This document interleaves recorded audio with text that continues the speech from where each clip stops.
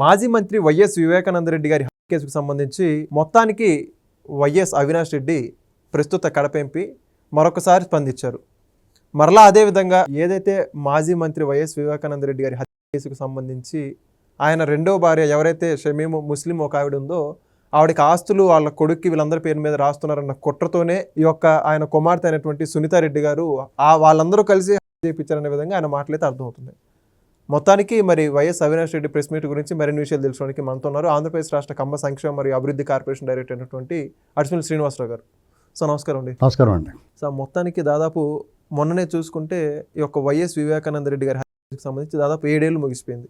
అయితే ఇప్పుడు మళ్ళీ దాని సందర్భంగా మరి ఎందుకో ప్రెస్ మీట్ పెట్టి అవినాష్ రెడ్డి గారు మాట్లాడుతూ అసలుకి గల కారణాలు అని చెప్పేసి ఆయన కోణంలో ఆయన విచారణ జరిపించాలి, అసలు ఈ కోణంలో ఎందుకు విచారణ జరిపించలేదని చెప్పేసి సునీతారెడ్డి గారు అంటే సునీత అక్క మా సునీత అక్క పదే సంబోధిస్తున్నాడు. ఆయన మొత్తం ఆస్తుల కోసం తగాదాలు, ఆయన క్యారెక్టరైజేషన్ చేశారు, ఆయన ఎవరు పట్టించుకోలేదు, ఆయన పూర్తిగా డ్రింకింగ్గా అలవాటు మారిపోయాడు అని చెప్పేసి ఎన్నెన్నో మాట్లాడుతున్నాడు. వివేకం సినిమా గురించి కూడా ప్రస్తావించాడు ఆయన. మొత్తానికి అవినాష్ రెడ్డి ప్రెస్ మీట్ గురించి మీ మాటలు ఏమంటారు? ఇప్పుడు వాళ్ళు అలా మాట్లాడకపోతే ఇంకెలా మాట్లాడతారు? ఎందుకంటే ఈ 7 ఏళ్ళ నుంచి బయటకు వచ్చి మాట్లాడింది లేదు. అతనంత నిజాయితీపరుడు, తనకేం సంబంధం లేదు, తనేదో దారిని పోతుంటే అక్కడ ఏదో చప్పుడైంది కాబట్టి చూసానని చెప్పాలనుకున్నప్పుడు తన అరెస్ట్ కోసం సిబిఐ వచ్చినప్పుడు అంత అడావుడి చేసి ఉన్న అధికారాన్ని అడ్డం పెట్టుకుని తప్పించుకోవాలనుకోవడం ఎందుకు? వాళ్ళ అమ్మ ఆరోగ్యం పోలేదనే డ్రామాలు ఎందుకు? ఇది ప్రజా కోర్టులో నిరూపితమైంది. ప్రజలు ఆల్రెడీ శిక్ష చేస్తారు. అయితే మనకి చట్టము, రాజ్యాంగము, న్యాయము అన్నీ ఉన్నాయి కాబట్టి, కోర్టులు తీర్పులు అన్నీ ఉన్నాయి కాబట్టి చట్ట ప్రకారం శిక్ష పడాలని అందరూ కోరుకుంటారు. అదే వివేకానంద రెడ్డి గారి కుమార్తె సునీత కూడా కోరుకుంది. ఒకవేళ ఈ అవినాష్ రెడ్డి చెప్పినట్టుగా సునీతారెడ్డి గారు లేకపోతే ఆవిడ భర్త కుట్రదారులు వాళ్ళే చేసుంటే పోస్ట్ మార్టం పట్టుపడాల్సిన అవసరం ఆవిడకి లేదు. మీరు ఏదైతే ప్లాన్ చేశారో నిజాన్ని కప్పెట్టేయడానికి ఆవిడ వచ్చే లోపలనే గబగబా తుడిచేసి గాయాలు కట్టేసి కఫిన్ బాక్స్లో పెట్టేసి గబక్కన ఒక అరుపు అరిసేసి తీసుకెళ్ళిపోదామని చూశారు. ఆ సీఏని గట్రా మేనేజ్ చేసేసుకుని. అయినా కాకపోయినా ఒకవేళ జగన్మోహన్ రెడ్డికి బాబాయ్, రాజశేఖర రెడ్డి తమ్ముడైన ప్రజాప్రతినిధిగా ఉన్నాడు, మాజీ మంత్రి, మాజీ ఎంపీ, ఎమ్మెల్సీ, అలాగే పులివెందుల పట్టణంలో నియోజకవర్గంలో అతను కడప జిల్లాలో ప్రాధాన్యత కలిగిన ప్రాముఖ్యత ఉన్న నాయకుడు. అతను జరిగిందంటే మీకుల్లా కోటలోకి వచ్చి చేసే ధైర్యం దమ్మ ఎవరికి ఉంటుంది? బయట రాగలడా అక్కడికి? నేను మాట చెప్తున్నానండి, దండుపాళ్యం బ్యాచ్ ఎక్కడికైనా వెళ్ళగలుగుతారు. చెడ్డీ గ్యాంగు, పార్దీ మూట ఇలాంటి గ్యాంగ్లు ఎక్కడికైనా వెళ్ళి చేయగలుగుతారు. వాళ్ళు కూడా అడుగు పెట్టలేని ప్లేస్ మీద అటువంటి చోట జరిగిందంటే ఖచ్చితంగా లోపల ఉన్నవాళ్ళు చేయించాలి. అది కూడా జగన్మోహన్ రెడ్డి మీ అనుమతి లేకుండా ఎవడో అడుగు పెట్టలేడు, మిమ్మల్ని కాదని ఎవడో చేయలేడు. ఇది లాజికల్గా ఆలోచిస్తే కూడా కామన్ సెన్స్.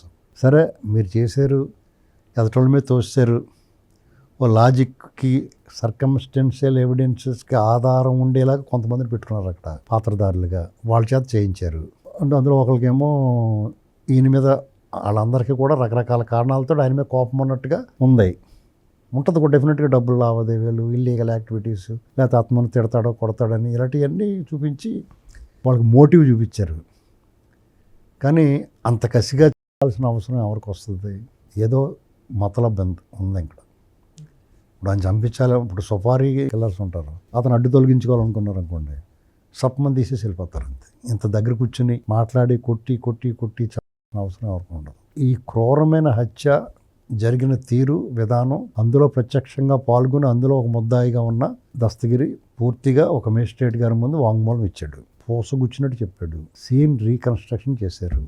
సిబిఐ దర్యాప్తు చాలా వేగంగా నడిచే క్రమంలో మీ మేల్గోరు వాళ్ళు దానికి ఎక్కడికక్కడ బ్రేక్లు వేశారు. దర్యాప్తు అధికారులు మార్చారు. ఎస్పీ రామ్ సింగ్ గారిని వీళ్ళందరినీ మార్చారు. వాళ్ళ మీద మీరు దాడి చేయడానికి ప్రయత్నం చేశారు, వాళ్ళని బెదిరించారు, బాంబులు వేస్తాను. ఇవన్నీ మీకు ఎందుకు అవసరం? మీది కానప్పుడు, అంతే కదా. పైగా మీరు గొడ్డలపోటు, గుండుపోటు చెప్పాల్సిన అవసరం సునీతారెడ్డి గారి గురించి మీకెందుకు యాతన? చంద్రబాబు నాయుడు గారి చేతిలో కత్తిపెట్టి పేపర్లో ప్రచురించారు. అసలు ఇవన్నీ దర్యాప్తులో భాగంగా విచారణ చేయలేదు మిమ్మల్ని ఎవరిని కూడా. ఇవన్నీ అనుమానాలు. సరే, మొత్తం మీద సిబిఐ ఎవరైతే పాల్గొన్నారో వాళ్ళందరినీ దోషులుగా ప్రకటించి అందులో కొంతమంది సర్దేసుకున్నారు. ఆ కట్లు కట్టిన డాక్టర్ సంబంధించి గంగిరెడ్డి గారు ఎలా చనిపోయాడో ప్రత్యక్షంగా అందరూ చూశారు. ఆయన గుండు వస్తే నెత్తిమే గాయాలు కనపడతాయి, ముక్కుల నుంచి రక్తం కారుతూ ఉంటుంది. ఇలాంటివన్నీ మీరు మాట్లాడకుండా ఉంటే మంచిది. ఊరుకున్నంత ఉత్తమం లేదు, బోడుకున్నంత సుఖం లేదని అందుకనే అంటారు. మీరు ఏమీ మాట్లాడకుండా కూర్చుంటే మీ కాగల గారు ఇంక అందరూ తీర్చేస్తున్నారు. సిబిఐకి ఎంత మీరు ఏం మిఠాయి పెట్టేశారో తెలియదు, కానీ ఎంతకన్నా దర్యాప్తు అవసరం లేదు, ఇక్కడ చాలు బొబోయ్ తలపొడి వచ్చేస్తున్నారు వాళ్ళు. ఆ అమ్మాయికి మాత్రం న్యాయం జరగాలి. నిజంగా ఆవిడే కనుక మీరు చెప్పినట్టుగా ఆవిడ పాత్ర ఉంటే, ఆవిడ సూత్రధార అయితే సుప్రీంకోర్టు దాకా వెళ్ళి న్యాయం కోరేంత అవసరం ఆవిడకి లేదు. మీరు వదిలేసినట్టు ఆవిడ వదిలేసి ఇంటికాడ ఆవిడ పని ఆవిడ చేసుకుంటే అసలు దీని గురించి ఆలోచించేవాడే ఉన్నాడు. ఆవిడ పోరాట ఫలితంగానే ఇవాళకి ఆ కేసు లైవ్లో ఉంది. ప్రతి ఒక్కళ్ళకి ఒక అసంతృప్తి ఉంది. ఏంటి, మిమ్మల్ని ఘోరంగా ఓడించి వీళ్ళ పని పట్టేమనుకున్నారు జనం, కానీ మీకు శిక్ష పడకపోవటం, మిమ్మల్ని దోషిగా నిలబెట్టలేకపోవటం, ఈ వ్యవస్థల వల్ల ప్రజల అసంతృప్తి ఉంది. సిగ్గు లేకుండా మీ అన్న అసెంబ్లీలో నువ్వు పసిబోలుడు ఎప్పుడు తేడిచిట్లే ఉన్నాగండు, నీకు ఒక కన్ను ఇంకో కన్ను పొడుచుకుంటుందా, ఇలాంటి మాటలు మాట్లాడాడు.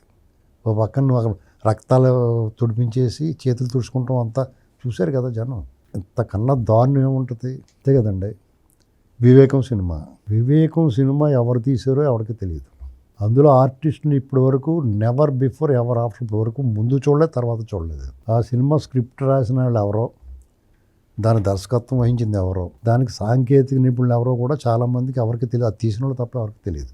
ఆ నటులు ఎక్కడా కూడా ఎవరికి ఎదురుపడలా. కానీ అచ్చుగుద్దినట్టు మీ అందరు పాత్రధారులు సూత్రధారుల ఫోటోలతో సహా వాళ్ళే మీరే నటించారేమో అన్నట్టు ఉంది. అది ఒక సినిమాగా కల్పిత కథగా లేదు, వాస్తవం కళ్ళ ముందును ఆ కుర్చీ వేసుకుని చూసినట్టు ఉంది. అవునా కదా? జనాల్ని ఒక సినిమా ద్వారా ఏమి జరిగిందనేటువంటి దాన్ని పూర్తిగా విశదీకరించడం జరిగింది. దాన్ని నేను నమ్ముతున్నాను, కోట్లాది మంది నమ్మారు. ఎందుకంటే అందులో ప్రజలు ఏమనుకుంటున్నారో అదంతా ఉంది. ఒకవేళ ప్రజలు అనుకున్నదే కాకుండా దస్తగిరి లాంటి ఇవి ఎవరైతే అక్యూజ్డ్ ఉన్నారో వాళ్ళ స్టేట్మెంట్ల ఆధారంగా పబ్లిక్ డాక్యుమెంట్, అది ఎఫిడవిట్లు కోర్టుకి సబ్మిట్ చేసినవి అవన్నీ కూడా పబ్లిక్ డాక్యుమెంట్స్గా రిలీజ్ అయిన తర్వాత దాని ఆధారంగా దాని స్క్రిప్ట్ రూపొందించబడింది. సో లీగల్ సోర్స్ అంటారు. Legal source. దాన్ని నువ్వు ఏమీ పీకలేవు. అంత తప్పుడు సృష్టించారు, మా క్యారెక్టర్ అసాసినేషన్ చేయడానికి చేసిన. అదే మీ క్యారెక్టర్ అసాసినేషన్ అంటే అది నువ్వు చూసుకోవాలి. అది అవునా కాదనేటువంటిది నువ్వు ప్రూవ్ చేసుకోండి. ఎందుకంటే చంద్రబాబు నాయుడు గారి చేతిలో కత్తెట్టి మీరు వేసేస్తే అది క్యారెక్టర్ అసాసినేషన్ కదా, అది ముద్దెట్టుకుంటామా చెప్పండి? అంతే కదా. అదే నువ్వు మీ ఇష్టమైనట్టు మాట్లాడి మీరు చేసిన పనులన్నీ చేసి ఎదటోళ్ళ మీద నెట్టడం, అదేమన్నా మీరు చాలా గౌరవప్రదమైన, చాలా నీతివంతమైన రాజకీయాలు, నీతివంతమైన ప్రవర్తన మీది. ఇలాంటి నీతి కోరు సిగ్గు రావట్లా, మీకు సిగ్గేట్లా, ఏమనుకుంటారో జనం అని. ఓ పక్కనే మీరు ఎంత బోకులో అనేటువంటిది అర్థమైంది కదా, మీరు ఎంత నరరూపరాక్షసులు అనేటువంటిది స్పష్టంగా అర్థమైంది కదా. అయినా సరే మీరు ఇంకా సిగ్గు విడిచి ఈ వ్యవస్థలో మీ పట్ల చూపించే ఔదార్యం, మీ దగ్గర ఏం దుబ్బేహారో తెలియదు కానీ మీకు అనుకూలంగానే వస్తాయని. అంటే ఇప్పుడు నాకు డౌట్ సార్, ఇక్కడ ఏదైతే విషయాన్ని మొత్తం బయట పెట్టాడు, అంటే సునీత కాలా చేసింది, ఆ రోజు వాచ్మెన్కి ఇలా జరిగింది, ఇవన్నీ ఎందుకు సిబిఐ ముందు చెప్పట్లేదు అంటారు? వీళ్ళు చెప్పడం వల్ల వాళ్ళ పేపర్లో నాటిలో క్యారెక్టర్ చనిపోయిన ఆయన క్యారెక్టర్ అసాసినేషన్ కూడా చేశారు వీళ్ళు. అత్యంత ఘోరంగా, దారుణంగా. ఆ అమ్మాయిని కానీ, ఆ అమ్మాయి భర్తను కానీ, వివేకానంద రెడ్డి గారిని కానీ, ఆయన ఏదో ఇంకో మ్యారేజ్ చేసుకున్నాడు ఆ విషయం కానీ, అన్నీ కూడా వీళ్ళే చాలా దారుణంగా నీచంగా రాశారు. వాళ్ళ కుటుంబ సభ్యులు, బంధువులు కూడా ఖండించలేదు దాన్ని. చాలా దారుణం కదండి అది. నిన్ను ఎవడెళ్ళమన్నాడు అక్కడికి క్రైమ్ సీన్లోకి? రక్తగాయాలు ఎవడ చూడమన్నాడో అది చెప్పు ముందు.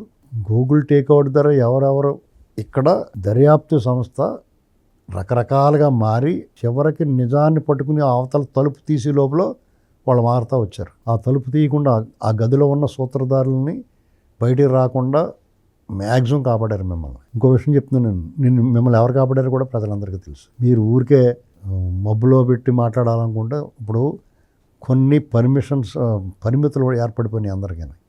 రాజకీయాలు మారిపోయినాయి. ఎవరైతే మీతోటి ఉన్నారో ఇవాళ వేరే వాళ్ళతో ఉన్నారు వాళ్ళు.